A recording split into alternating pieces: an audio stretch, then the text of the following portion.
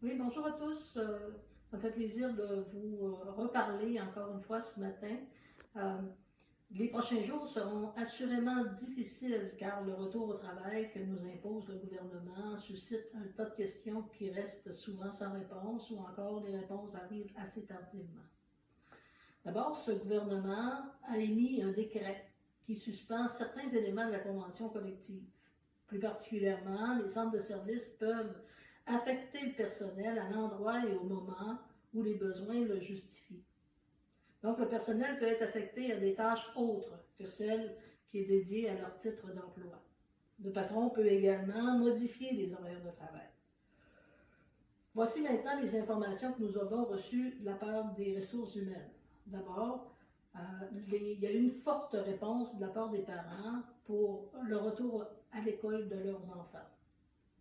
Comme les classes sont parfois assez petites, la moyenne d'élèves par classe se situe entre 9 et 11 enfants. C'est donc dire que le nombre de groupes a doublé. De plus, plusieurs enseignants qui ont des conditions personnelles ont complété le formulaire et se disent non disponibles pour enseigner en présentiel. Vous comprendrez que présentement, les besoins débordent et cela se traduit par un dépassement de la tâche éducative. Les heures faites au-delà du 23 heures de tâches éducatives seront normalement payées au millième pour les enseignants réguliers et ainsi que les enseignants à contrat. Le suivi pédagogique des élèves à la maison se fera par les enseignants qui, justement, seront en télétravail. Le contexte est le même partout au Québec. Partout au Québec, c'est ce qui se passe, sauf à Montréal, évidemment.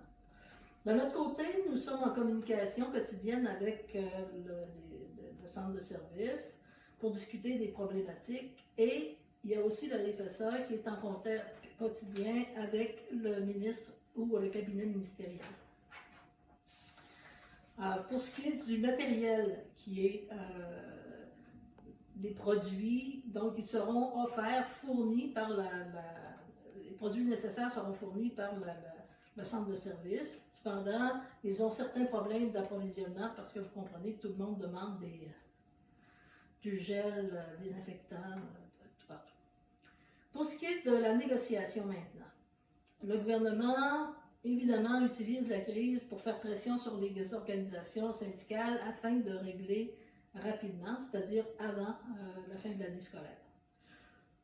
Aussi, l'offre patronale est à peu près la même qu'il y avait au niveau salarial au début du conflit, c'est-à-dire 1,75 pour la première année, 1,75 pour la deuxième année et 1,5 pour la troisième année. L'offre sur 3 ans. Il y a peu d'argent pour améliorer le quotidien des enseignants, donc ce qu'on tente de faire, c'est d'obtenir davantage, mais je vous dis que c'est très très difficile. On passe plusieurs heures en réunion, en instance nationale, pour tenter d'aller chercher un peu plus.